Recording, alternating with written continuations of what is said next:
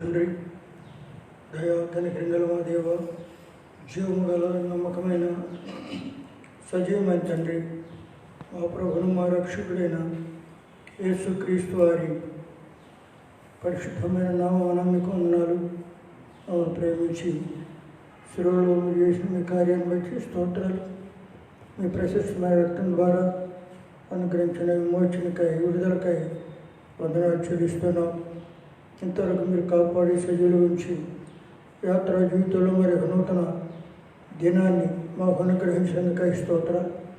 ఉదయకాలం సజీవులుగా లేపి మీ ఆవరణంలో మీ సన్నిధిలోకి రాగలిగే ధన్యత, భాగ్యం మాకు అనుగ్రహించినందుకై నీకెంత వందనాలు చెల్లిస్తున్నాం. ఉదయకాలం కుటుంబ ప్రార్థనతో ప్రారంభించడానికి మీరు ఇస్తున్న కృపను బట్టి వందనాలు. మా తండ్రి, యెహోషువ గ్రంథం మా ఆత్మీయ క్రైస్తవ జీవితానికి అన్వయించుకొని అలాగే మా ప్రభా ఈ క్రైస్తవత్వంలో ముందుకు సాగడానికి, జీవించడానికి కావాల్సిన మీ కృప, మీ సహాయము దయచేయమని ప్రార్థిస్తూ ఉన్నాం. వారందరికీ సహాయం చేయండి. ఎంతో సహాయపడ్డారు, మీకు వందనాలు.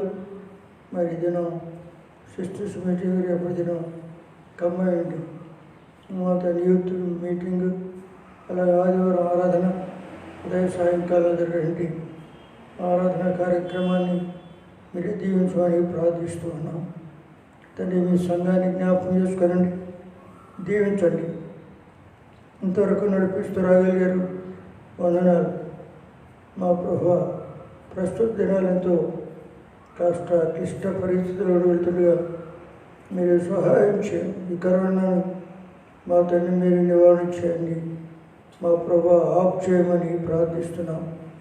జ్ఞాపకం చేసుకొని కృప చూపెట్టండి, కనికరించండి. మా అవిధేయత, తిరుగుబడతనం వీటన్నిటి నుండి ప్రభా ఇలాంటి పరిస్థితులు ఉత్పన్నమవుతూ వస్తుండగా మీరే జ్ఞాపకం చేసుకుని సహాయపడము, కృప చూపెట్టడం.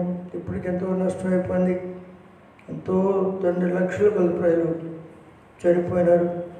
ప్రపంచం అంతట్లో కూడా తండ్రి పరిస్థితులు ప్రత్యేకంగా క్రైస్తవ రాజ్యాలకే ఎక్కువ, America, Italy, Canada, Britain, Australia, ఐరోపా దేశాలు ఎంతో తండ్రి మా ప్రభా కరోనా ద్వారా మా తండ్రి వారిని పోగొట్టుకొని కోల్పోయి నిరాశ నిస్పృహలు దుఃఖంలో ఉన్న వారిని మీరు ఆదుకోవాల్సిందిగా ప్రార్థిస్తూ ఉన్నాం.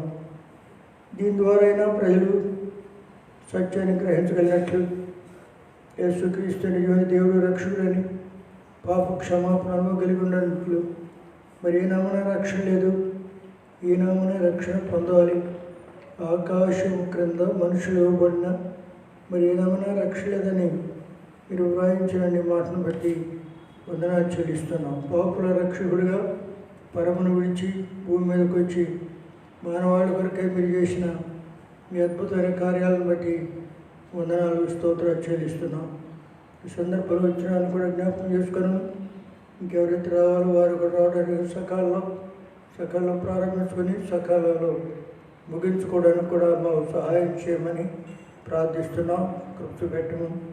కుటుంబ ప్రార్థన ద్వారానే మా తండ్రి ఆత్మీయ క్రైస్తవ జీవితాన్ని చక్కగా మర్చుకోవడానికి మీరు కావాల్సిన మీ కృప, మీ సహాయం దయచేయండి. ఆఖరి కాలం, చివరి దినాలు, మంచి దినాలు, అపాయకరమైన దినాల్లో ఉన్నాం. మనుషులు స్వార్థ ప్రియులని, బింకులాడేవారని, గర్వాదులని, ఇలాగ పౌల అపోస్తలుడు తిమోతికి రాసినట్టు ఆ ఉత్తరంలో మేము చూడగలుగుతున్నాం. సహాయం చేయము, జ్ఞాపకం చేసుకున్నాం. మీ సన్నిధి మాతో ఉంచం, తెరవని ఆకాశం దయచేయము. ఎప్పుడు నిర్మూలన జాయిన్ కాంపులు చుట్టూ కూడా మీ సన్నిధి ఉంచండి. దాని యావనవంతనే మా ప్రభా మీ నిత్య నిబంధన రక్త ప్రోక్షణ తీసుకుని వస్తూ ఉన్నాం. కనబడకుండా పనిచేసే అంధకార సాతాన శేఖర శక్తులన్నీ యేసుక్రీస్తునామమున బంధిస్తున్నాం. సహాయం చేయండి, జ్ఞాపకం చేసుకోనండి. ప్రభా కృప పెట్టండి. మీ కొరకు ఇది ప్రజలను సిద్ధపరచమని ప్రార్థిస్తున్నాం. కృపమైన డ్యూటీలు ఉండేవారిని కూడా సకాలంలో ముగించుకోవడానికి దీన్ని మార్కెట్లోకి గేట్ దగ్గర మెయిన్ ఆఫీసు, అలాగే బీసీ సెమినారీ, వాటర్ వర్క్స్, వంటశాల, అలాగే ప్రభు వారికి కొన్ని బాధ్యతలు అప్పగించబడ్డాయి. దానిలో నమ్మకంగా ముగించుకుని రావడానికి కూడా సహాయం చేయండి. సమయాన్ని అర్థం చేసుకోకుండా సమయాన్ని సద్వినియోగపరుచుకునేవారుగా అజ్ఞానుల వలె కాకుండా జ్ఞానులాగా ఉండాలని మీరు ఆశిస్తున్నారు. మీరు సహాయం చేయండి. దీనంతా మమ్మల్ని కాపాడము, నీ కాపుదల, నీ భద్రత మాకు దయచేయమని ప్రార్థిస్తూ ఉన్నాం. ఈ యొక్క తండ్రి కరోనా కాలంలో ఈ క్రైస్తత్వాన్ని తండ్రి మా ప్రభువా ఎలా కొనసాగించుకోవాలో మీ ప్రజలను మీరు సిద్ధపరచమని ప్రార్థిస్తూ ఉన్నాం.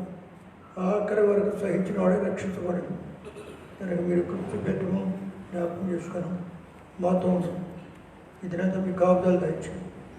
మమ్మల్ని మీ దయగలిగిన కనికరం వెళ్ళిన కరుణా హస్తాలకు అప్పగించుకుంటూ మా ప్రభువు మా రక్షకుడైన యేసుక్రీస్తు వారి పరిశుద్ధమైన నామమున స్తుతించి ప్రార్థించి అడిగి వేడుకొనుచున్నాము తండ్రి.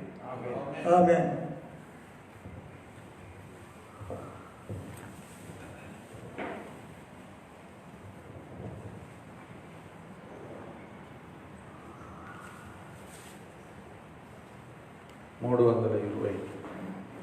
జయించువారిని కొనిపోవాలి. పాత పుస్తకం అయితే 715. 320.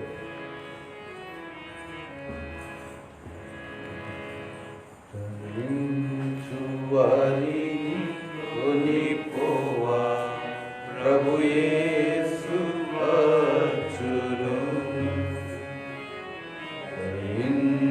జయించువారిని కొనిపోవా ప్రభు యేసు వచ్చును. స్వతంత్రించు కొనేదారుగా వారే సమస్తము. స్వతంత్రించు కొనేదారుగా వారే సమస్తము. జయించువారిని కొనిపోవా ప్రభు యేసు వచ్చును. జయించువారిని కొనిపోవా ప్రభు యేసు వచ్చును.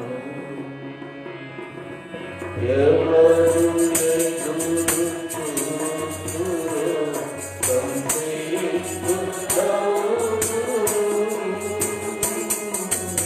ఎవరు ఎదురు చూస్తురో సంసిద్ధులవుదురు.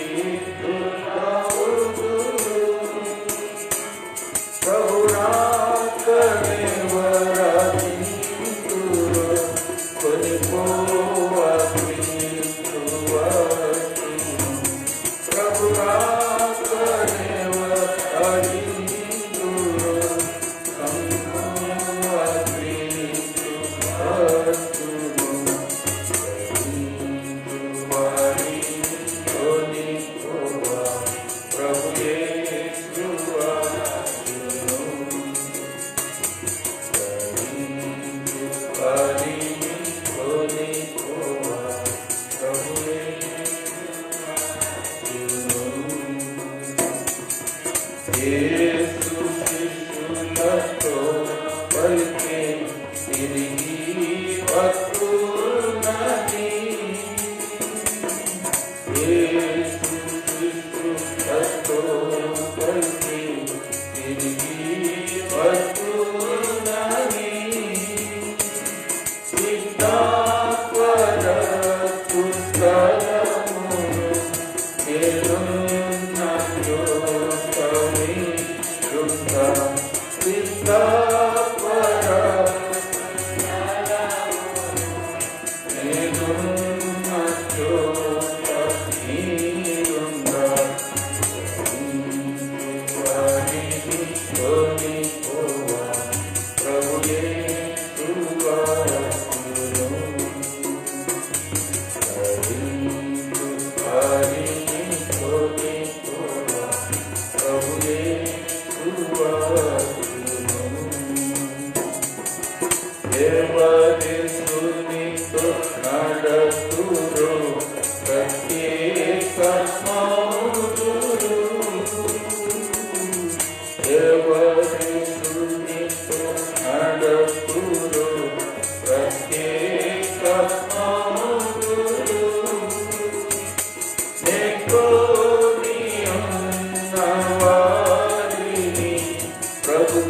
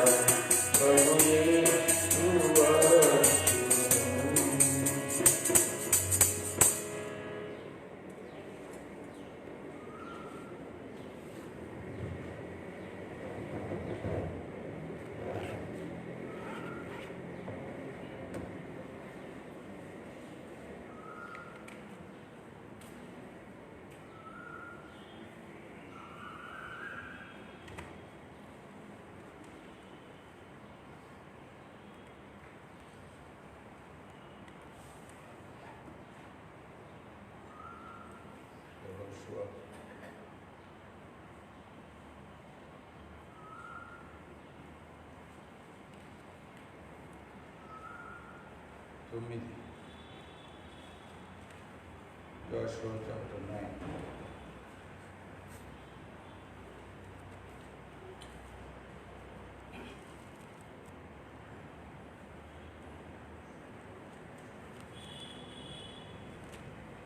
యోర్దాను అవతలనున్న మన్యములోను లోయలోను లెబానోను ఎదుటి మహాసముద్ర తీరములంతటను ఉన్న హిత్తీయులు, అమోరీయులు, కనానీయులు, పెరిజీయులు, హివ్వీయులు, యెబూసీయులు అనువారి రాజులందరూ జరిగిన దానిని వినినప్పుడు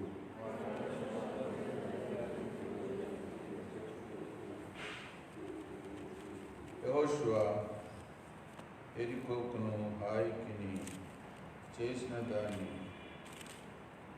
గిబియోను నివాసులు వినినప్పుడు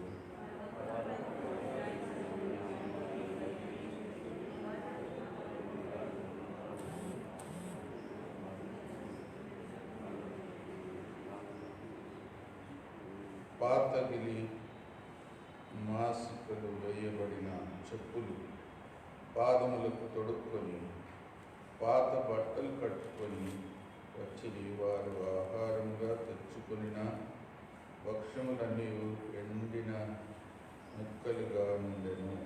వారు గిల్గాల్ నందలి పాలెంలో ఉన్న యెహోషువ ఎదుకు వచ్చి, మేము దూరదేశం నుండి వచ్చిన వారము, మాతో ఒక నిబంధన చేయుడని అతనితో ఇశ్రాయేలుతో చెప్పగా, ఇశ్రాయేలీయులు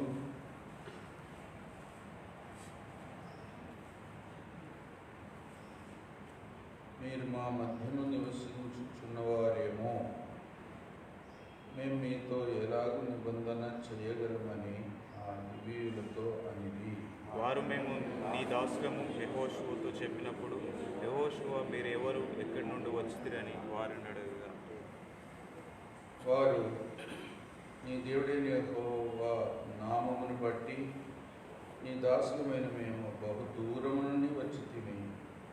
ఏలయనగా ఆయన కీర్తిని, ఆయన ఐగుప్తులో చేసిన సమస్తమును యోర్దానుకు అద్దరినున్న హెష్బోను రాజైన సీహోను, అష్తారోతులో ఉన్న బాషాను రాజైన ఓగు అను అమోరీల ఇద్దరు రాజులను ఆయన చేసినదంతయు వింటిమి. అప్పుడు మా పెద్దలను, మా దేశ నివాసులందరూ మాతో, మీరు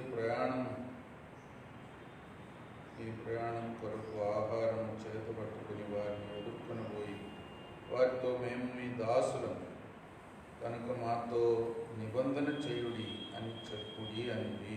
మీ యుద్ధకు రావాలని బయలుదేరిన దినము మేము సిద్ధపరచుకొని మా ఇంట్ల నుండి తెచ్చుకున్న మా వేడి భక్ష్యములివే. ఇప్పటికి అవి ఎండిన ముక్కలాయి. ఆ ద్రాక్షారసపు సిద్ధలను మేము నింపినప్పుడు అవి కొత్తవే, ఇప్పటికీ అవి చినిగిపోయేవి. బహు దూరమైన ప్రయాణం చేసినందున ఈ మా బట్టలను, చెప్పులను పాతగిలిపోయినని అతనితో చెప్పింది. ఇశ్రాయేలీయులు యెహోవా చేత సెలవు పొందకే వారి ఆహారంలో కొంత పుచ్చుకొనగా,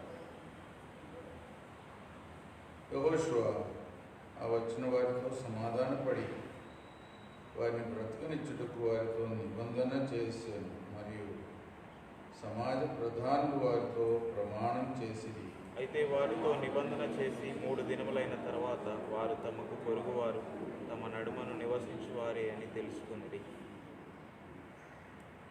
ఇశ్రాయేలు సాగి 3వ నాడు వారి పట్టణములకు వచ్చిరి. వారి పట్టణములు గిబియోను, కెఫీరా, బేరోతు, కిర్యతారీము అనునవి. సమాజ ప్రధానులు ఇశ్రాయేళ్ల దేవుడైన యెహోవా తోడని వారితో ప్రమాణం చేసి ఉండేది కనుక ఇశ్రాయేల్ వారి హతము చేయలేదు. కాగా సమాజమంతా ప్రధానులకు విరోధంగా మొరపెట్టింది. అందుకు సమాజ ప్రజలందరూ సర్వ సమాజంతో ఇట్లనిది, మనం ఇశ్రాయేలు దేవుడైన యెహోవా తోడని వారితో ప్రమాణం చేస్తూ గనక మనం వారికి హాని చేయకూడదు. మనము వారితో చేసిన ప్రమాణము వలన మన మీదికి కోపము రాకపోనట్లు ఆ ప్రమాణము బట్టి వారు బ్రతకనీయవలనని చెప్పి, వారిని బ్రతకనీయుడని సెలవిచ్చిది గనుక ప్రధానులు తమతో చెప్పినట్లు వారు సర్వ సమాజమునకును కట్టెలు నరుకువారుగాను నీళ్లు చేరువారుగాను ఏర్పడి. మరియు యెహోషువ వారిని పిలిపించి ఇట్లనను, మీరు మా మధ్య నివసించువారయ్యండి, మేము మీకు బహు దూరంగా నున్నవారమని చెప్పి మమ్ము నేల మోసపుచ్చింది.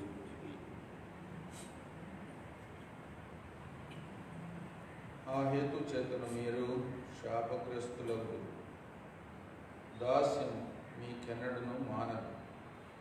నా దేవుని ఆలయమునకు మీరు కట్టెలు నరుకువారును నీళ్లు చేరువారినై ఉండక మానరు. అందుకు వారు యెహోషువను చూచి, నీ దేవుడైన యెహోవా ఈ సమస్త దేశమును మీకు ఇచ్చి మీ ఎదుట నిలవకుండా ఈ దేశ నివాసులందరినీ నశింపజేయనట్లు తన సేవకుడైన మోషేకు ఆజ్ఞాపించనని ఈ దాసులకు రూఢిగా తెలుపుకోండి. కనుక మేము మా ప్రాణముల విషయంలో నీ వలన మిక్కిలి భయపడి ఇలాగూ చేస్తుంది. కాబట్టి మేము నీ వశమున ఉన్నాం.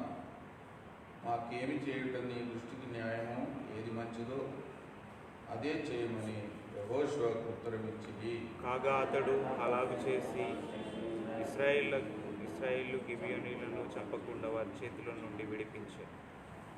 అయితే సమాజం కొరకును యెహోవా ఏర్పరచుకొను చోట నుండు బలిపీఠం కొరకును కట్టెలు నరుకువారుగాను నీళ్ళు చేదువారుగాను యెహోషువ ఆ దినమందే వారిని నియమించని నేటి వరకు వారు ఆ పని చేయువారే ఉన్నారు.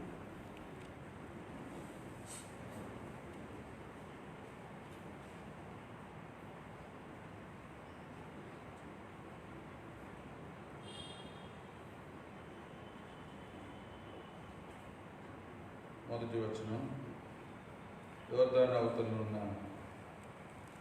మన్యంలోను లోయలోను లెబానోను ఎదుటి మహాసముద్ర తీరమంతటా ఉన్న హిత్తీయులు, అమోరీయులు, కనానీయులు, పెరిజీ, హివ్వీయులు, యబూసీయులు అనువారి రాజులందరూ జరిగిన దాన్ని విన్నప్పుడు వారు యెహోషువతోనూ ఇశ్రాయేలుతోనూ యుద్ధం చేయటకు కూడి వచ్చింది. కాబట్టి కొంతమంది రాజులు అందరూ కూడి ఇశ్రాయేలుతో యుద్ధం చేయడానికి కూడా తెగించారు. కొంతమంది ఏమో భయపడి దాసులమైపోతాము అని సమాధానపడి భయపడి వచ్చారు. వీరింతమంది రాజులు దేవునికి ప్రజలకు విరోధంగా రావడం ఒక విధంగా శత్రు యొక్క ప్రేరేపణ. ఎందుకంటే వారు ఎంతమంది కూడి వచ్చినా వారికి విజయం కలగదు. ఇశ్రాయేలు పక్షంగా దేవుడు ఉన్నాడు. లోకంలో ఇప్పటికీ దేవునికి విరోధంగా పోగై వచ్చేవారు ఇప్పటికీ ఉన్నారు, ఎప్పటికీ ఉంటారు, ఆఖరి వరకు కూడా ఉంటారు. వారిని గురించి రాయబడిన మాట ఒకటి చూడండి. 2వ కీర్తన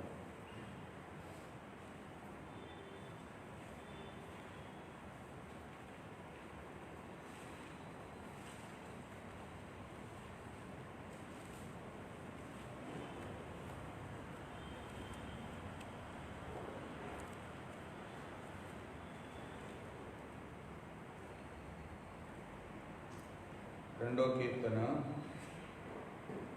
3-4 చదవండి. భూరాజులు యెహోవాకును ఆయన అభిషక్తునికి విరోధంగా నిలబడుచున్నారు. ఏలికలు ఏకీభవించి ఆలోచన చేయుచున్నారు. ఆకాశమందు ఆసీనుడగువాడు నవ్వుచున్నాడు. ప్రభువు వారిని చూచి అపహాసించుచున్నాడు.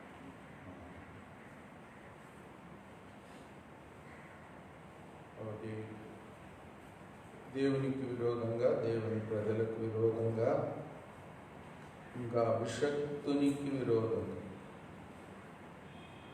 యేసు ప్రభువారికి విరోధంగా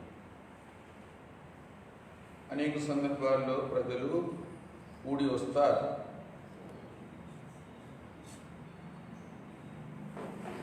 వారిని చూచి ఆకాశమందు ఆసీనుడగువాడు నవ్వుచున్నాడు. అంటే దేవుడు ఎవరి పక్షంగా ఉంటాడో వారికి విరోధంగా ఎన్ని దేశాలైనా, ఎంత గొప్పవారైనా, ఎంత బలమైన సైన్యం గలవారైనా వ్యతిరేకంగా తిరగడము ఒక విధంగా వెర్రితనం. ఎందుకంటే వారు నశిస్తారు, వారు జయం పొందలేరు అని దేవుడు వారిని చూచి నవ్వుతాడు. ఒకవేళ మీ ఊరిలో మీ రూమ్లో ఉన్న చీమలన్నీ కలిసి మీకు విరోధంగా మిమ్మల్ని రూమ్లో నుండి ఎలగొట్టేస్తాం, ఫిబ్రవరి నుండి కూడా ఎలగొట్టేస్తామని బయలుదేరితే మీకు ఎట్లా అనిపిస్తుంది? కర్రలు పట్టుకొని చీమలే ఇంత ఉంటాయి, దాని కర్రలు ఎందుకు దొరుకుతాయి?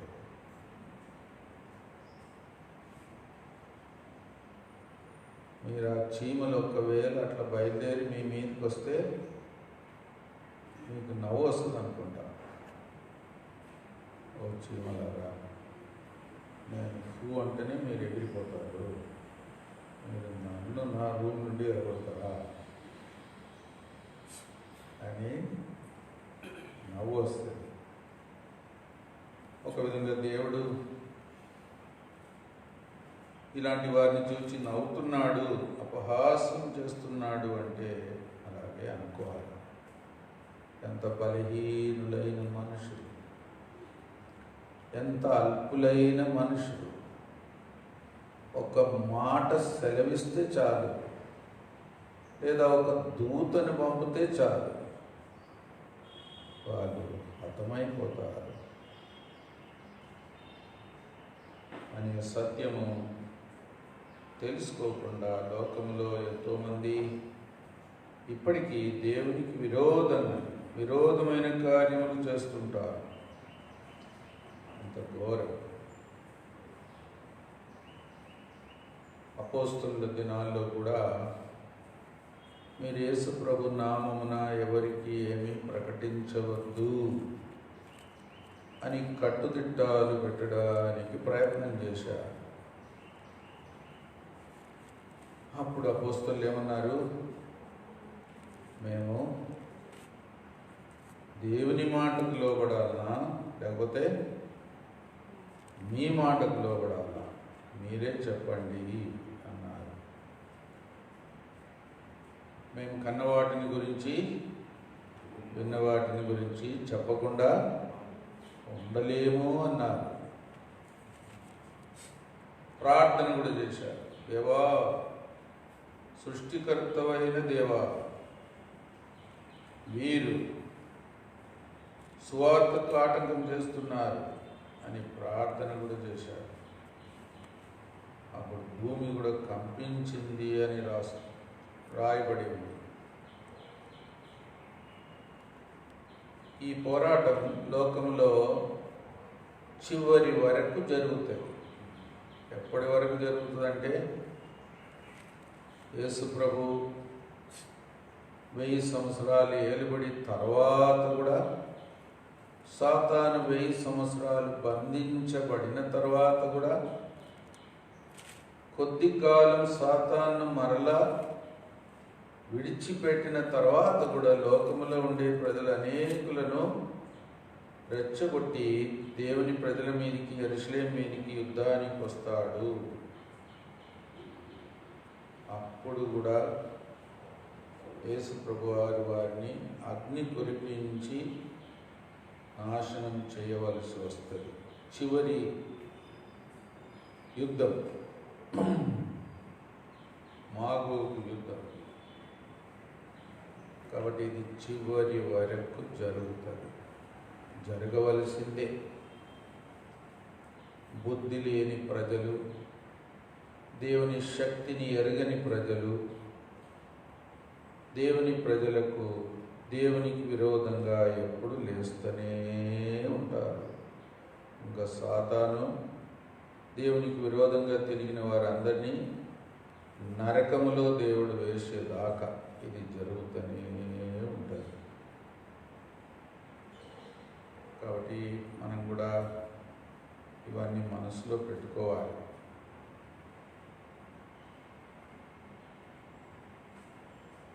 యెహోషువ గ్రంథం 9వ అధ్యాయం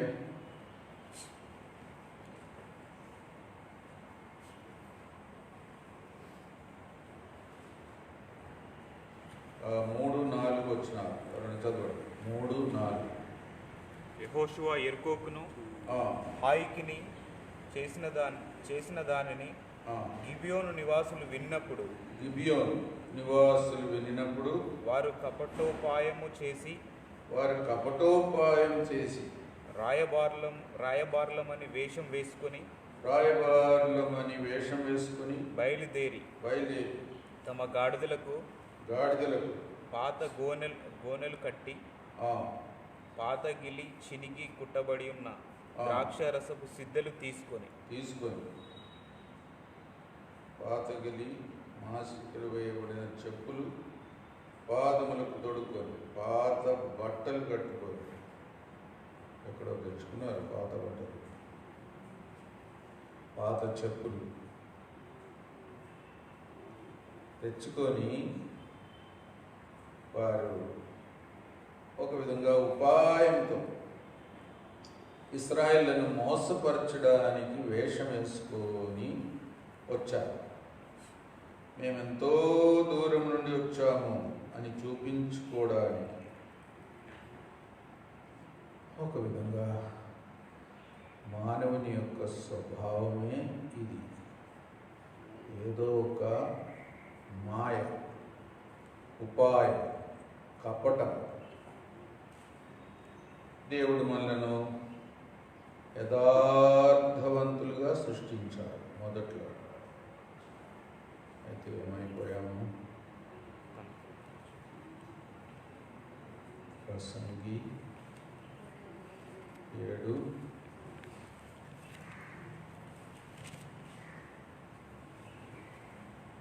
29. ప్రసంగి 7:29 చదవండి. ఇది ఒకటి మాత్రము నేను కనుగొంటిని ఏమనగా దేవుడు నరులను యథార్థవంతులనుగా పుట్టించెను గాని వారు వివిధమైన తంత్రములు కల్పించుకొని ఉన్నారు.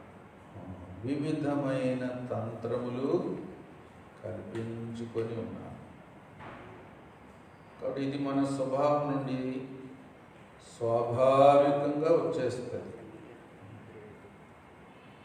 తమ అతిక్రమలకు పరిహారం పొందినవాడు, పాపమునకు ప్రాయశ్చిత్తం పొందినవాడు, యెహోవా చేత నిర్దోషి అని ఎంచబడినవాడు. ఆఖరి మాట, ఆత్మలో కపటం లేనివాడు ధన్యుడు. రక్షణ పొందినా కూడా జాగ్రత్తగా ఉండాలి. ఏదో ఒక కపటం, ఉన్నది లేనట్టు, లేనిది ఉన్నట్టు.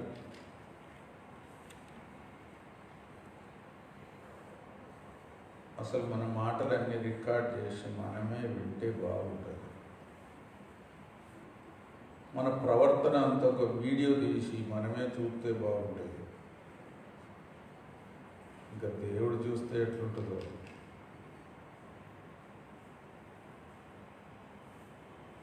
ఒక ఆయన అందరు ఉన్నప్పుడు వచ్చి గట్టిగా చెప్తున్నాడు, నేను ఈరోజు నిజం చెప్పాను అన్నాడు. అంటే అన్నట్టు చెప్పడు, ఈరోజు చెప్పాడట.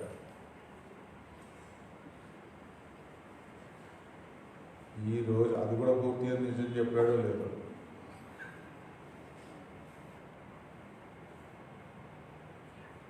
అట్లా ఉంటుంది. ఏదో ఒక కపటము మనలో జొరబడుతుంది. మన స్వభావం దేవుడు మార్చినా కూడా ఒక విధంగా ఆ యథార్థత అనేది కాపాడుకోవాలి. మరి ఈ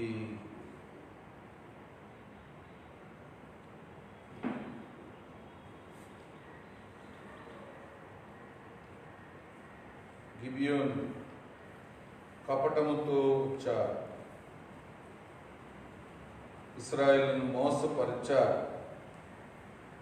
వాళ్ళని చంపకుండా నిబంధన చేపించారు, ప్రమాణం చేపించారు.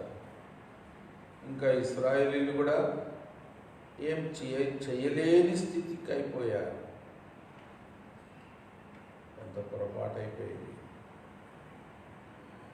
యథార్థముగా ఉండడానికి ఎల్లప్పుడూ మనం ప్రయాసపడాలి. జాగ్రత్తగా ఉండాలి, మెలకువగా ఉండాలి. ఆ యథార్థతనే మనల్ని కాపాడుతుంది. ఏదన్నా లేనిది, ఏదన్నా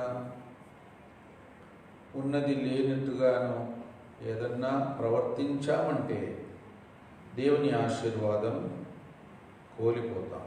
యథార్థ హృదయం గల వారిని బలపరచుటకు యెహోవా కనుదృష్టి లోకమందంతటా సంచారం చేయుచున్నది.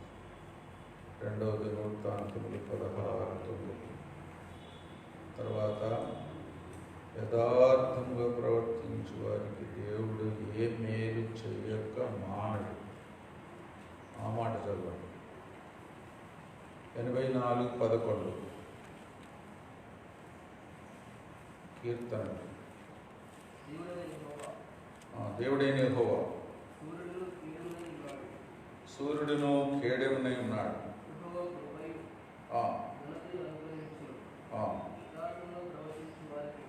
యథార్థముగా ప్రవర్తించు వారికి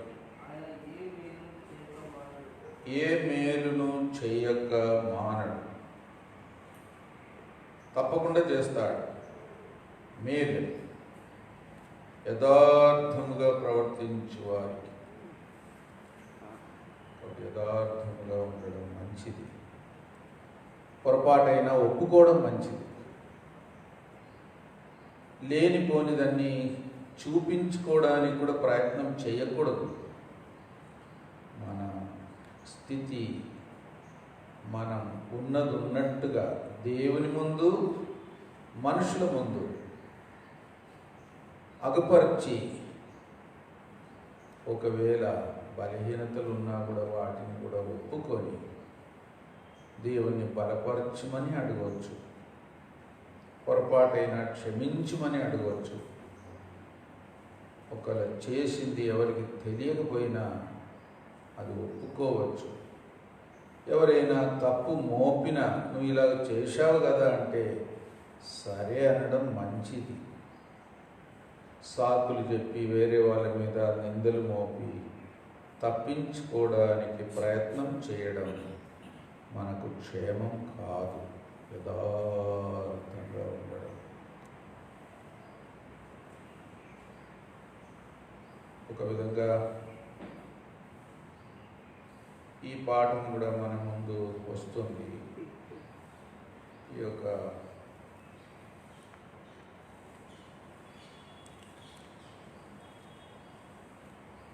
వీళ్ళ ద్వారా. తర్వాత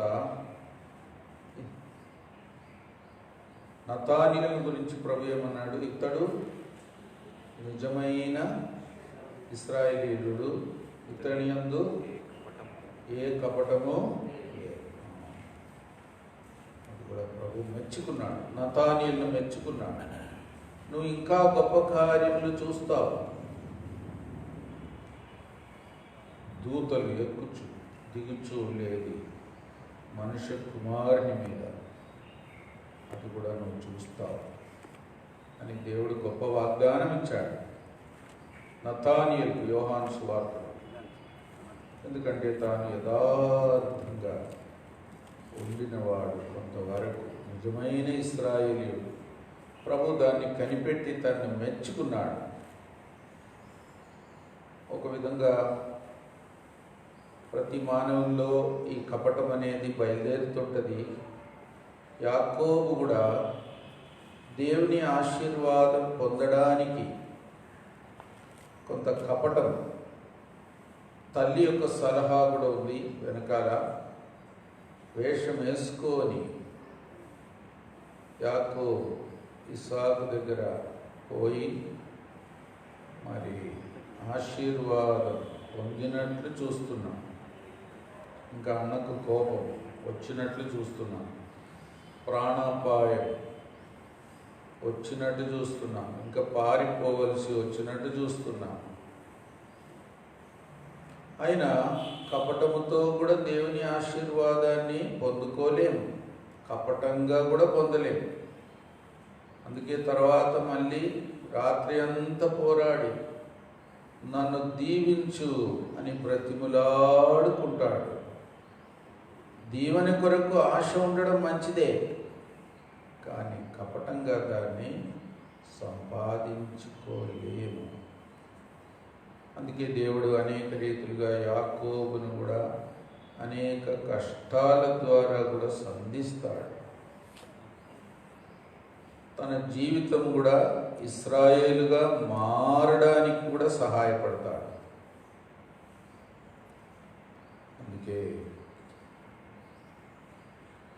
యాకోబు తర్వాత దీవించబడడానికి కూడా దేవుడు సిద్ధపరిచిన విధానం కూడా మనం యాకోబు జీవితంలో చూడవచ్చు. అందుకే జాగ్రత్తగా ఉండాలి. కపటముతో, మోసముతో వేషం వేసి దేవుణ్ణి కూడా మోసం చేసి దేవుని ఆశీర్వాదాలు మనం సంపాదించుకోలేము. అది ఒక వ్యర్థమైన ప్రయత్నం. అందుకే మన కపటము ఎంత త్వరగా తొలగించుకొని యాకోబు వంటి వ్యక్తి ఇశ్రాయేలుగా ఎట్లా మార్చబడ్డాడో అలాగ మార్పు చెందడమే మనకు నిజమైన ఆశీర్వాదానికి దారి తీస్తుంది. దావీదు రాజు ఒక చోట తప్పించుకోవడానికి పిచ్చివాని వలె చేశాడు. తప్పించుకున్నాడు కూడా. ఆ మాటలు చదవండి. 34వ కీర్తన శీర్షిక చదవండి. అక్కడ కూడా ఉంది కానీ 34వ కీర్తన శీర్షిక. దావీదు అబీమెలెకు ఎదుట వెర్రివాని వలె ప్రవర్తించి అతని చేత తోలివేయబడిన తర్వాత రచించిన కీర్తన. 34వ కీర్తన పైన చిన్న అక్షరాల్లో రాయబడి ఉంటుంది. దావీదు రాజు తప్పించుకోవడానికి ఒక విధంగా పిచ్చివాని వలె వేషం వేశాడు. భూమి అంత గడ్డ మీద కారేటట్టు కూడా ప్రవర్తించాడు. ఇంకా రాజు కూడా ఈ పిచ్చోని నా దగ్గరికి ఎందుకు తెచ్చారు, నేను తీసుకుపోండి అన్నాడు. ఇంకేముంది, వెళ్ళగొట్టండి అన్నాడు. తప్పించుకున్నాడు. ఒక విధంగా దేవుడు తను తప్పించడానికి చాతగాడు కానివాడు కాదు, కానీ దేవుడు తన ఉపాయం ద్వారా ఏదో కష్టంగా తప్పించుకున్నాడు. ఒకవేళ దావీదు అలా చేయకపోయినా దేవుడు తనను ఘనంగా తప్పించేవాడు. అందుకే ఇవన్నీ ఒక హెచ్చరిక. కపటం, వేషం అవసరం లేదు. అది యథార్థతనే దేవుడు మనలను కాపాడు. అది మనం ఎల్లప్పుడూ గుర్తుంచుకోవాలి. ఈ గిబియన్లు ఇశ్రాయేలు దగ్గరికి వచ్చి, మేము మీకు దాసులుగా ఉంటాం, మేము చాలా దూరం నుండి వచ్చాం, దూర ప్రయాణం చేసి వచ్చాం, మీకు సేవ చేస్తాం, మీ దాసులమైపోతాం. ఒక విధంగా అదొక మంచి తలంపే. వేషం వేసేది మంచిది కాదు, కానీ మీకు సేవ చేస్తాం, మీ దాసులమైపోతాం, మీతో పోరాడం, మీతో మేము యుద్ధం చెయ్యం, మేము లొంగిపోతాం, మీకు దాసులమైపోతాం. దేవుని ప్రజలకు దాసులుగా అయ్యేది మంచి తలంపే. ఒక విధంగా అది ఒక గొప్ప ధన్యకరమైన జీవితం కూడా. ఎందుకంటే దేవుడు బహుమానం ఇస్తాడు. అల్పులైన ఈ సహోదరులకు మీరు చేసినది, ప్రభు ఏమన్నాడు, నాకు చేసినట్టే. వా,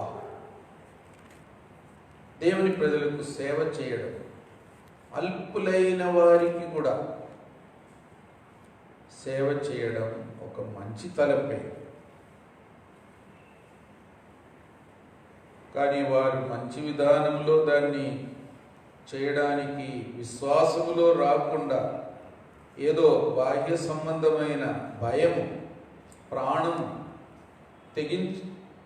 దక్కించుకోవడానికి ఆ మాట అన్నారే కానీ నిజంగా దేవుని ప్రజలతో కలిసిపోయి దేవుని ప్రజలకు సేవ చేయడానికి తీర్మానము అంత గ్రహింపుతో తేటగా చేయలేకపోయారు. అదొక లోపం. నిజంగా దేవుని ప్రజలకు సేవ చేయాలి అనేది ఒక మంచి తలపు. మోషే కూడా అదే తీర్మానం చేశారు. ఐగుప్తు ధనం కంటే, పాప భోగం కంటే దేవుని ప్రజలతో శ్రమ అనుభవించుట మేలని ఎంచాడు. కాబట్టి అది గొప్ప ధన్యత. ఐగుప్తు ధనం కంటే, పాప భోగం కంటే, అన్నిటికంటే దేవుని ప్రజలతో చేరడం, వారికి సేవ చేయడం, వారితో ఒక విధంగా శ్రమ కూడా పడడం ఒక గొప్ప ధన్యత. అది మనం కూడా ఎల్లప్పుడూ గుర్తుంచుకోవాలి. ఒక గిన్నెడు చన్నీళ్ళు ఇచ్చినా కూడా బహుమానం పోగొట్టుకోరు.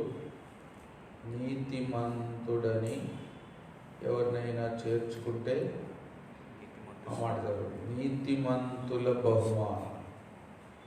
ప్రవక్త అని ఎవరినైనా చేర్చుకుంటే ప్రవక్త యొక్క బహుమానం. ఎంత గొప్ప మాట. మత్తయి 10:40. మత్తయి 10:40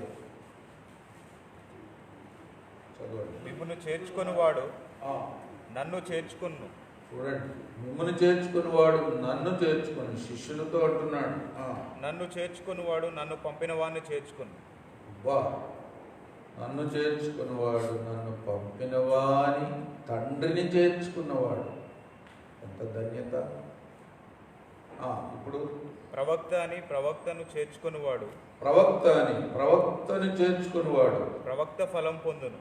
ప్రవక్త ఫలము పొందును. నీతిమంతుడని నీతిమంతుని చేర్చుకునివాడు, నీతిమంతుని చేర్చుకునివాడు నీతిమంతుని ఫలం పొందును. వా, నీతిమంతుని ఫలము పొందును. ఒకటి, దేవుని ప్రజలకు, దేవుని ప్రజలని, దేవునికి సంబంధించిన వారని, ప్రవక్త అని, శిష్యుడని, ఒకవేళ చిన్నవాడని, దేవుని బిడ్డల్లో చిన్నవాడని కూడా ఏదైనా పరిచర్య, సహాయం చేస్తే దాని ఫలితము పోగొట్టుకోరు. గొప్ప షరతు. అందుకే మనం దేవుని బిడ్డలను ప్రత్యేకంగా ప్రేమించాలి. ప్రత్యేకంగా, ఎందుకంటే దేవుని బట్టి. ఆ మాట ఎక్కడ ఉంది?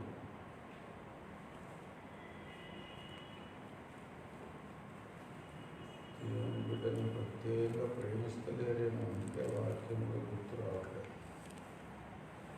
6:10 కదా, గలతీ.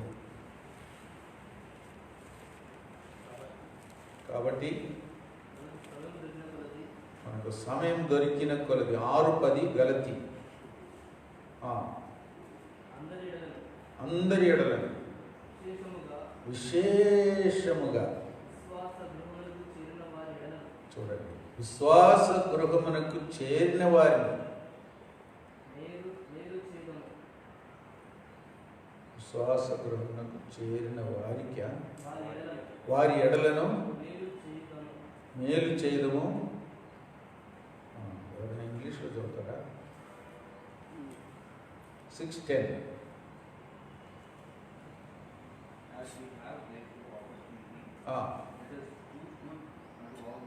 All men, especially unto who are of the household of faith. ప్రత్యేకంగా దేవుని బిడ్డలకు. అది గుర్తుపెట్టుకోండి, గుర్తుపెట్టుకుందాం. ఎవరైనా దేవుని బిడ్డ అంటే చాలు, ఇంకా వారి ఎడల మన వైఖరి శ్రేష్టమైనదిగా ఉండాలి. ఒకవేళ దేవుని బిడ్డ కాని వారిని కూడా దేవుని బిడ్డ అవ్వడానికి కూడా సహాయపడాలి. అందరి ఎడల మేలు చేయండి, ప్రత్యేకంగా దేవుని బిడ్డల ఎడల, దేవుని కుటుంబస్తుల ఎడల, విశ్వాస గృహం ఎడల ప్రత్యేకంగా చేయండి. ఎంత గొప్ప ఆజ్ఞ, ఎంత గొప్ప హెచ్చరిక. కాబట్టి ఈ గిబియోన్లు ఒక విధంగా చేసిన తీర్మానం కొంతవరకు మేలైనదే, యోగ్యమైనదే. కానీ పూర్తి తీర్మానం యోగ్యమైన రీతిగా సంపూర్ణంగా చేయలేనిది ఒక లోటు. రాహాబు లాంటి తీర్మానం చేస్తే బాగుంది కదా. అంటే దేవుణ్ణి కూడా నమ్మేటట్టు, దేవుని ప్రజలతో ఉండడానికి, దేవుని ఆరాధన, దేవుని మాటకు లోబడి దేవుని ప్రజ కావడానికి కూడా ఇష్టపడితే బాగుంది. వీళ్ళు దాసులు కావడానికి ఇష్టపడ్డారు, కానీ ఒకవేళ విగ్రహాలు అట్నే పెట్టుకున్నారేమో. దేవుని మాటకు, దేవుని ఆజ్ఞలకు లోబడడానికి తీర్మానం చేశారో లేదో అక్కడ రాయబడలేదు. దాసులుగా ఉంటాం, పనివారుగా ఉంటాం, ఏ పనైనా చేస్తాం మీ కొరకు, అంతవరకే. పూర్తి తీర్మానం అనేది ఇంకా ఆత్మీయంగా కూడా చేయవలసి ఉండేది. అలాగా చెయ్యనిది ఒక లోటు. ఒక విధంగా అలాంటి తీర్మానం చేస్తే బాగుంది. గిబియోను ఇశ్రాయేలుకు దాసులం అవుతామని అన్నది కూడా ఒక విధంగా ఇశ్రాయేలీలు సామాన్యులు కాదు. వారు లోకములో ప్రత్యేకమైన జనాంగం. వారు దేవుని ప్రజలు, వారు దేవుని సొత్తైన ప్రజలు. దేవుడు వారిని విడిపించి, విమోచించి, కాపాడి, అద్భుతములు చేసి ఇంతవరకు తన శక్తి, మహిమ, ప్రభావం చూపెట్టుకుంటూ, నడిపిస్తూ, విజయమిస్తూ కనాను దేశమంతా స్వాధీనపరచుకోవడానికి వారిని ముందుకు నడిపిస్తున్నాడు. అంత అర్థం చేసుకుంటే ఎవరైనా భయపడవలసిందే, లొంగవలసిందే, వారికి సేవ చేయవలసిందే. అందుకే దేవుని బిడ్డలు ఎవరో, ఎలాంటి వారు అని అర్థం చేసుకుంటే కూడా ఎవరైనా దేవుని బిడ్డలను ప్రత్యేకంగా గౌరవిస్తారు, గౌరవించవలసిందే. ఎందుకంటే ఒకరోజు వారు లోకమంతటిని కూడా పరిపాలించబోయేవారు.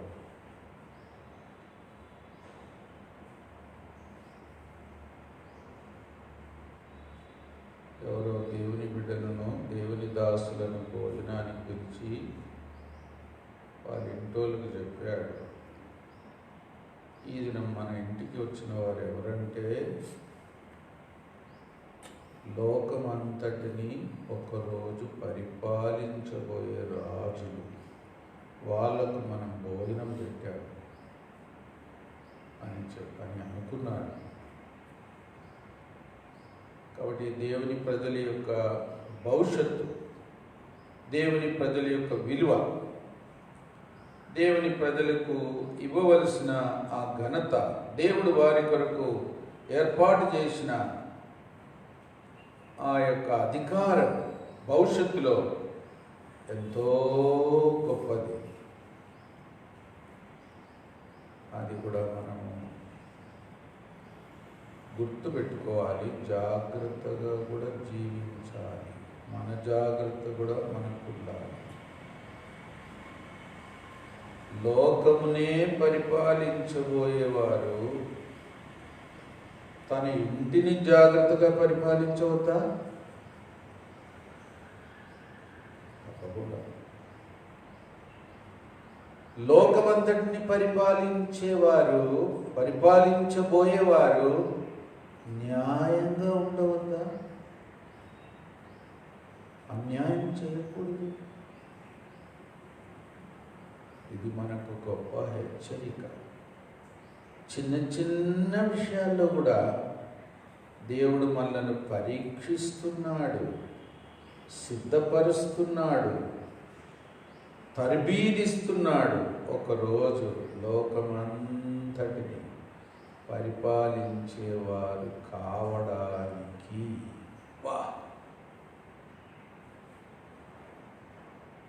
ఇప్పుడు మిమ్మల్ని ఎవరినైనా మోడీ గారు దిగిపోయి మోడీ గారి సీట్లో కూర్చోబెట్టారనుకోండి, ఇంకా కింద కూర్చుంటారా చార్ మీద? ఇప్పుడు వేసుకున్న బట్టలు వేసుకుంటారా మళ్ళీ? ఇంకా ఫ్యామిలీ ప్రేయర్ కూడా నడిచి వస్తారా? మీ జీవితమే మారిపోతుంది. ఒక్క దేశానికి నాయకుడైతేనే అంత గొప్ప హోదా ఉంటుంది, ఇంకా లోకమంతటిని పరిపాలించబోయే వారికి. అందుకే మన భవిష్యత్తు, దేవుని ఉద్దేశం మన ఎడల ఎంత గొప్పదో అనేది కూడా మనము సిద్ధపడడానికి ప్రతి తరుణాన్ని మనం సద్వినియోగం చేసుకోవాలి, సిద్ధపడాలి. ముందు కూడా ఒకసారి చెప్పాను, ఎలిజబెత్ రాణి చిన్న పాపగా ఉన్నప్పుడు ఆమె ఎప్పుడు అడిగేది, ఈ ఇంగ్లాండ్ దేశాన్ని ఇప్పుడున్న రాజు తర్వాత ఎవరు పరిపాలిస్తారు? ఆమెను చూసుకోవడానికి ఒక మనిషిని కూడా పెట్టారు, జాగ్రత్తగా చూసుకోవడం, ఎక్కడికి పోయినా తోడుగా వెళ్ళాలి. ఆయన అన్నాడు, అమ్మాయి ఇప్పుడే ఎందుకమ్మా, నీకు అంత పెద్ద ఆలోచన ఎందుకమ్మా? నీకు ఐస్ క్రీమ్ కావాలన్నా తెచ్చిస్తా, బొమ్మ కావాలన్నా తెచ్చిస్తా, సైకిల్ తొక్కుతావా తొక్కు, ఇంకేదైనా ఆడుకుంటావా చెప్పు. ఆమె చిన్న బిడ్డ అయినా కూడా మళ్ళీ అడిగేది, ఇప్పుడున్న రాజు తర్వాత ఈ ఇంగ్లాండ్ దేశాన్ని ఎవరు పరిపాలిస్తారు?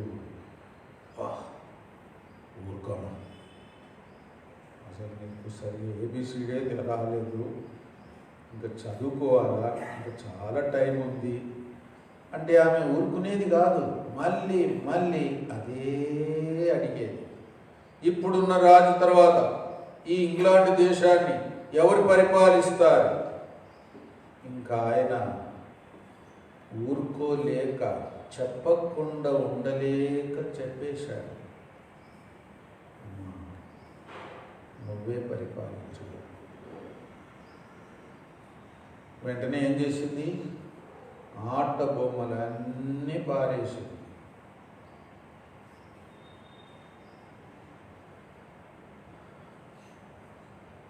ఇంకా వీటితో నాకు పని లేదు, నా సమయం ఇంకా వృధా చెయ్యను. అప్పటి నుండి తన మాటలు కూడా మారిపోయినాయి, తన ప్రవర్తన కూడా మారిపోయింది. ఏమంటుందంటే, నేను ఇప్పటి నుండి బాగా చదువుకోవాలి, ఒక రాజ్యాన్ని ఏలే చట్టాలన్నీ నేను ఇప్పుడే నేర్చుకోవాలి. నేను భవిష్యత్తులో ఎప్పుడైతే ఈ రాజ్యాన్ని పరిపాలించే సమయం వస్తుందో అప్పుడు నేను ఒక మంచి రాణి కావాలి, దాని కొరకు నేను సిద్ధపడతాను అని ఒక చిన్న బిడ్డ లాంటి ప్రవర్తననే మార్చుకుంది. మంచి రాణి కూడా అయింది. ఏమన్నది? నేను ఇంగ్లాండ్ దేశాన్ని పరిపాలించే సమయంలో ఒకవేళ యేసు ప్రభు వారు రెండోసారి వస్తే నేను పరిగెత్తుకొని పోయి నా కిరీటం తీసి ఆయన పాదం దగ్గర పెడతాను అన్నది.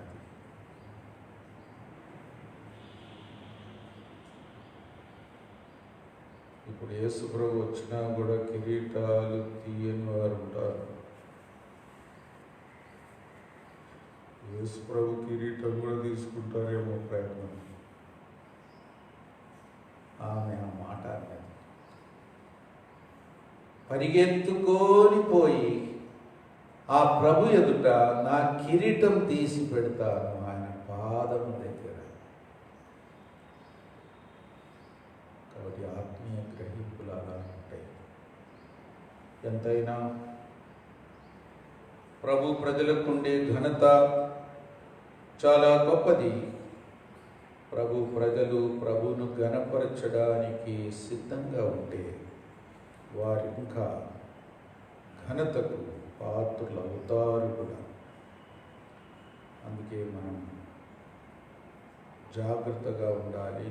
ఈ లోక జీవితం అంతటిలో కూడా మన ఆత్మీయ జీవితమును దేవుడు పెట్టిన ఆ ఘనమైన ఆ స్థితి కొరకు సిద్ధపడేదిగా ఎల్లప్పుడూ జాగ్రత్త తీసుకోవాలి.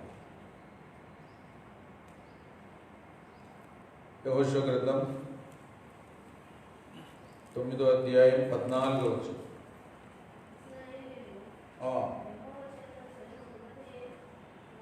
ఇశ్రాయేలీయులు యెహోవా చేత సెలవు పొందకయే వారి ఆహారంలో కొంత పుచ్చుకొనగా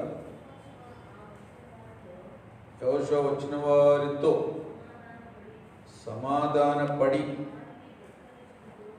వారిని బ్రతకనిచ్చుటకు వారితో నిబంధన చేశారు. మరియు సమాజ ప్రధానులు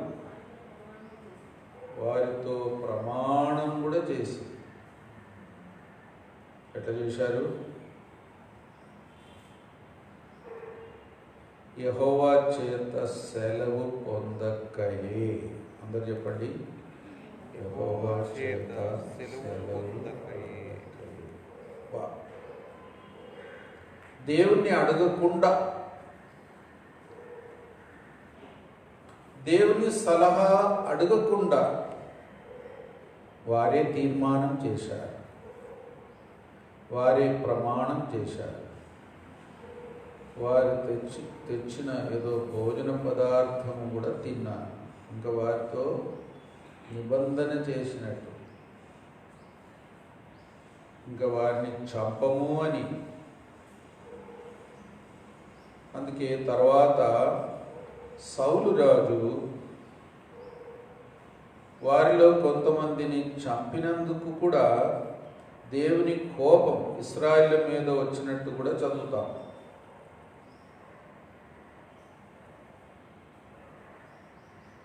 కాబట్టి జాగ్రత్తగా ఉండాలి. ప్రమాణం చేసిన తర్వాత మళ్ళీ వారికి కీడు కూడా చేయకూడదు. అయితే మనకు ముఖ్యమైన అంశం ఏంటంటే ఇక్కడ మరి యెహోవా చేత సెలవు పొందకయే, యెహోవా యొక్క ఆలోచన తీసుకోకయే. దేవుని ఆలోచన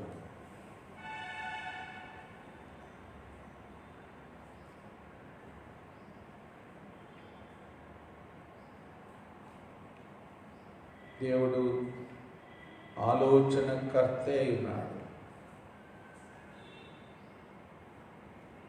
దేవుడు మనకు ఆలోచనకర్త.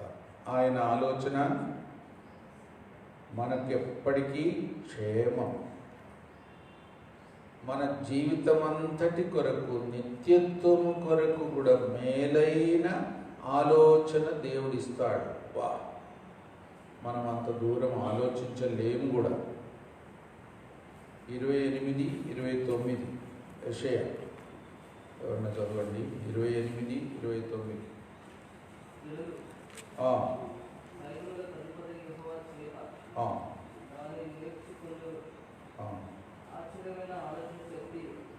ఆశ్చర్యమైన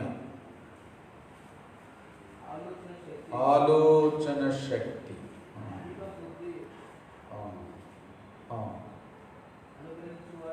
అనుగ్రహించు అనుగ్రహించువాడు ఆయన. ఆశ్చర్యకరమైన ఆలోచన. యెషయా 9:6 కూడా ఆశ్చర్యకరుడు, ఆలోచనకర్త, బలవంతుడైన దేవుడు, నిత్యుడగు తండ్రి, సమాధాన అధిపతి. యేసు ప్రభువారికి పేరు. కాబట్టి ఆశ్చర్యకరమైన ఆలోచన ప్రభు దగ్గరికి పొందాలి. అది మనం పోగొట్టుకోవద్దు. ఇశ్రాయేలీయులు దేవుని దగ్గర ఆలోచన చేయకుండా సొంత ఆలోచన చొప్పున తీర్మానం చేశారు. కనీసం ప్రార్థనను చేయలేదు, దేవుణ్ణి అడగలేదు, దేవుణ్ణి అడుగుదామని అనుకోలేదు కూడా. తొందరపడ్డారు. ఒకవేళ వారి మీద జాలిపడ్డారేమో,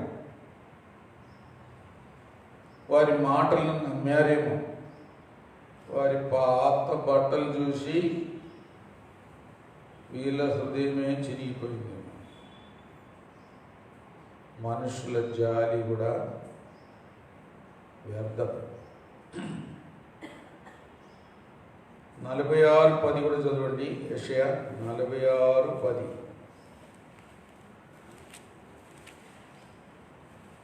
యెషయా 46:10. నా ఆలోచన నిలుచునని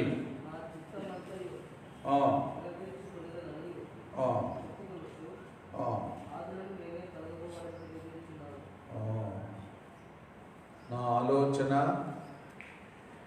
నిలుచును. దేవుని చిత్తం, దేవుని సంకల్పం అది నిలిచేదిగా ఉంటుంది, స్థిరమైనదిగా ఉంటుంది. ఎంత ధన్యత దేవుని దగ్గర ఆలోచన తీసుకోవడం. ఇంకా తరతరాల వరకు కూడా ఉంటుంది. అది కూడా చదవండి. కీర్తనలు 33:11. కీర్తనలు 33:11. యెహోవా ఆలోచన సదాకాలం నిలుచును, ఆయన సంకల్పములు చూడండి తరతరములకు ఉండును.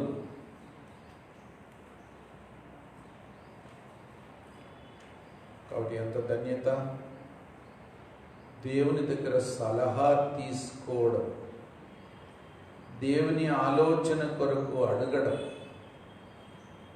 దేవుని నడిపింపు కొరకు అడగడం. ప్రతి విషయంలో అది గొప్ప ధన్యత. అది మన జీవితం అంతటికి ఒక స్థిరత.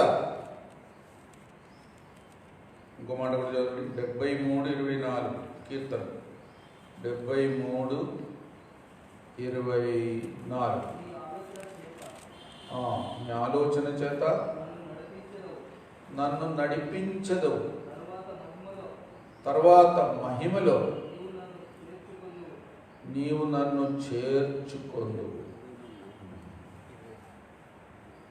మన భవిష్యత్తు, నిత్య జీవితం కొరకు కూడా సరైన ఆలోచన, దేవుని ఆలోచన.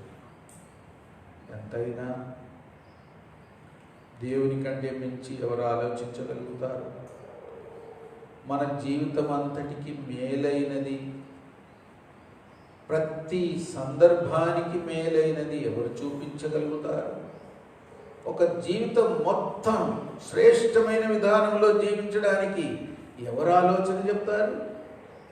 ఏదో ప్రస్తుతం మీద ఎవరైనా ఒక మాట, మంచి మాట చెప్పవచ్చు. ఇంకా నిత్యత్వం కొరకు కూడా మనకు శ్రేష్టమైన దీవెనలు ఉండేటట్టు ఆలోచన ఎవరు చెప్పగలుగుతారు? ప్రభువు తప్ప. అందుకే ఆయన ఆలోచన కొరకు మనం వేచి ఉండాలి, అడగాలి. మన ఇష్టం చేయకూడదు, ఇతరుల ఇష్టం కూడా అంతగా వెంటనే అంగీకరించకూడదు. దేవుని ఆలోచన కొరకు మనం ఎల్లప్పుడూ కనిపెట్టాలి. అది మనకు ధన్యత. కాబట్టి ఈ దినాల్లో ప్రజలు కూడా అనేకులు దేవుని ఆలోచన కొరకు వెతుకుదురుగాక. దేవుని ఇష్టం ఏంటి? దేవుని ఉద్దేశం ఏంటి?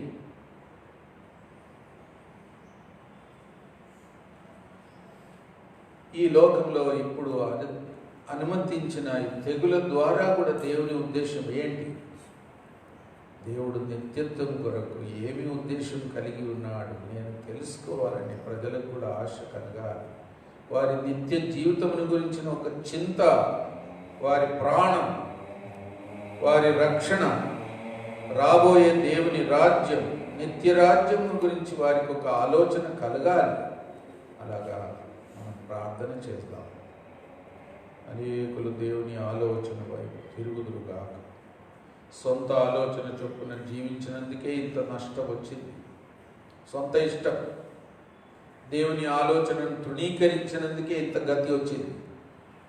ఇప్పుడైనా దేవుని వైపు మరలాలి, దేవుని మాటకు లోబడాలి. దేవుని ఆలోచన మంచిది, మనకు క్షేమం, అద్భుతమైన ఆలోచన దేవుడిస్తాడు. మనుషులు ఎవరు ఊహించలేనంత శ్రేష్టమైన ఆలోచన, మేలైనది, సమాధానకరమైనది దేవుడు చెబుతాడు. దాన్ని మనం తీసుకోవాలా, అందరూ తీసుకోవాలి. అలాంటి ధన్యకరమైన అనుభవంలోనికి అనేకులు రావడానికి దయచేసి ప్రార్థన చేయండి. లోకమంతటి కొరకు చేయండి, మన దేశం కొరకు చేయండి. మన దేశంలో ఇప్పుడు ఈ వ్యాధి ఎక్కువ అవుతుంది. దేవుడు ఏదైనా నివారణ కూడా అనుగ్రహించినట్లు ప్రార్థన చేయండి. ఆ దేశంలో మనుషులు, నామకార్థ క్రైస్తవులు కూడా చాలామంది రక్షణ పొందేటట్టు, వారికి వర్తమానికులను కూడా దేవుడు పంపి వారికి సువార్త చెప్పించేటట్టు, నిజమైన తీర్మానంలోనికి వారిని నడిపించేటట్టు కూడా ప్రార్థన చేయండి. దేవుడు సమకూర్చున్నట్లు ఆత్మీయంగా, భౌతికమైన నష్టం ద్వారా ఆత్మీయ మేలు కలిగించేటట్టు ప్రార్థన చేయండి. ఒక సహోదరుడు మొదలుపెట్టాడు.